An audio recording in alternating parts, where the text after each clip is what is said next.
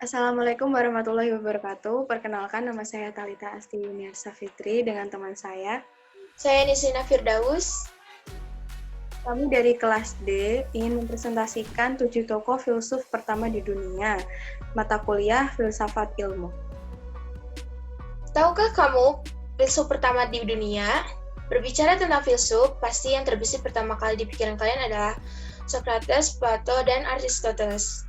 Tapi tahukah kamu ada filsuf yang hidup sebelum mereka? Mereka disebut sebagai filsuf pertama di dunia. Disebut sebagai kaum pra-Sokrates dari kata pre artinya sebelum dan Sokrates yang mengarah pada filsuf Yunani kuno. Sokrates adalah para pemikir Yunani abad ke-6 dan 5 sebelum Masehi yang memperkenalkan cara baru untuk menyelidiki dunia dan tempat umat manusia di dalamnya. Mereka dikenal di zaman dahulu sebagai filsuf dan ilmuwan yang menginspirasi pemikiran tradisi barat. Berikut adalah 7 tokoh yang disebut sebagai filsuf pertama di dunia. Yang pertama ada Thales dari Miletos. Thales lahir di Miletos pada tahun 626 sebelum Masehi. Dia terkenal dari pemikirannya untuk mencari arke atau prinsip. Menurutnya, dunia ini harus ada suatu prinsip yang mendasari sebagai fenomena seperti pengganti musim, arus laut, jagat raya, dan sebagainya. Dan prinsip tersebut adalah air. Salah satu alasan mengapa ia memilih air adalah karena ia berpendapat bahwa panas dapat mengembalikan logam ke keadaan cair. Lalu air juga menunjukkan perubahan yang signifikan daripada elemen apapun yang dikenal pada saat itu, dan bisa dengan mudah diamati dalam 3 keadaan, yaitu cair, uap, dan es. Dalam bidang matematika, Thales juga terkenal akan teorinya yang menggunakan geometri untuk menghitung ketinggian piramida dan jarak kapal dari pantai. Dia adalah individu pertama yang diketahui menggunakan penalaran deduktif yang dikenal pada geometri, dan yang diketahui telah menemukan penemuan bidang ilmu matematika.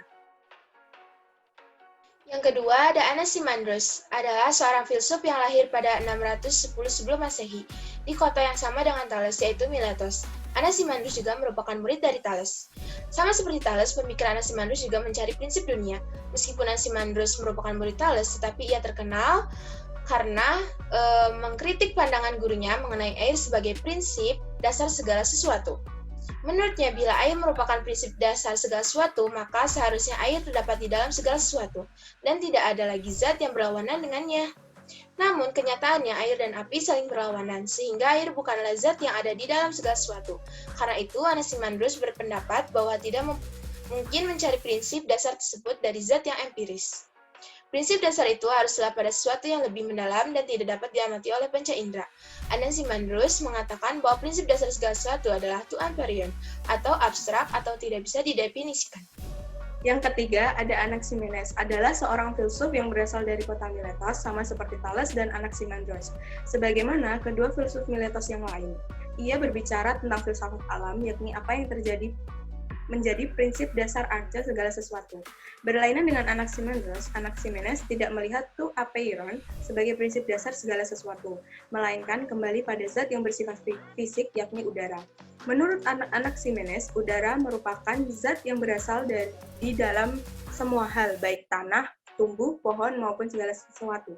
Karena itu, Anaximenes berpendapat bahwa udara adalah prinsip dasar semua benda di dunia.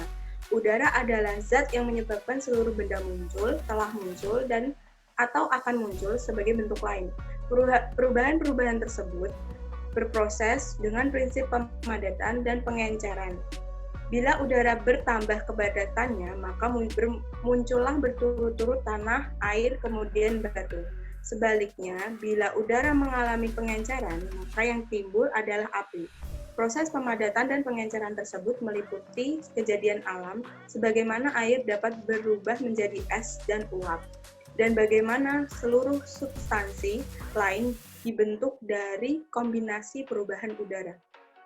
Selanjutnya, yang keempat ada Pitagoras. Pitagoras dari kota Samos, lahir sekitar tahun 570 sebelum Masehi dan meninggal sekitar tahun 495 sebelum Masehi.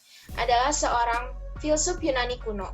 Pitagoras terkenal akan ajarannya sebagai penemuan matematika dan ilmiah.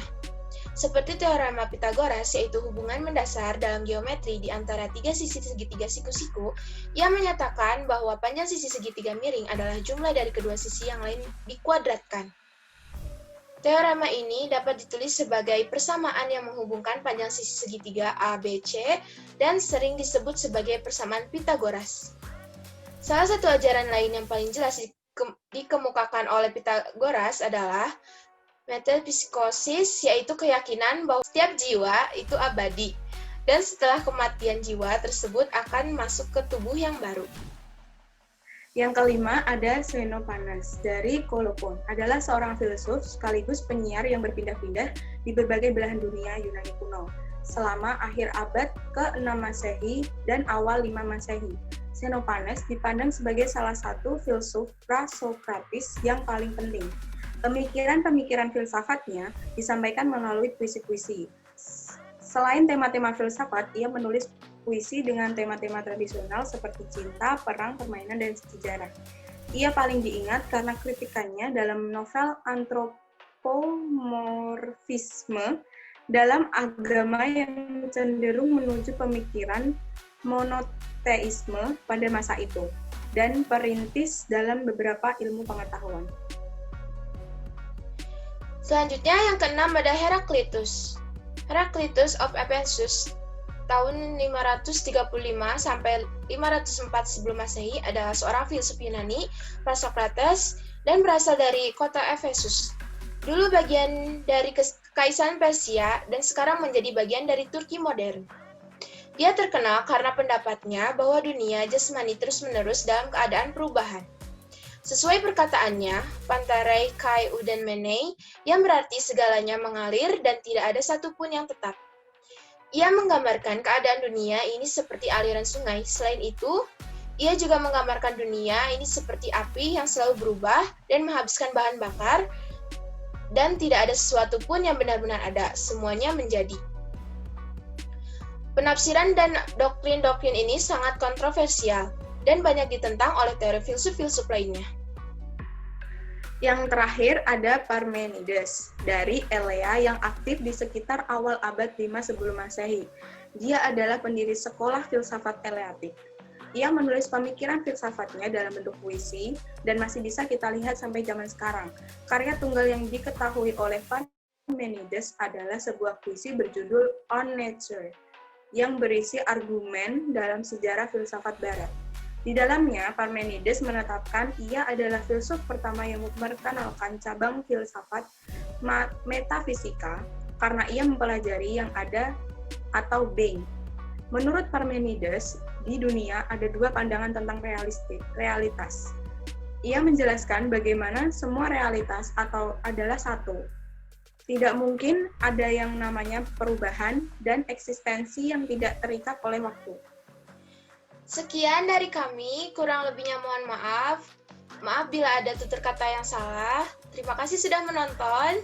Wassalamualaikum warahmatullahi wabarakatuh.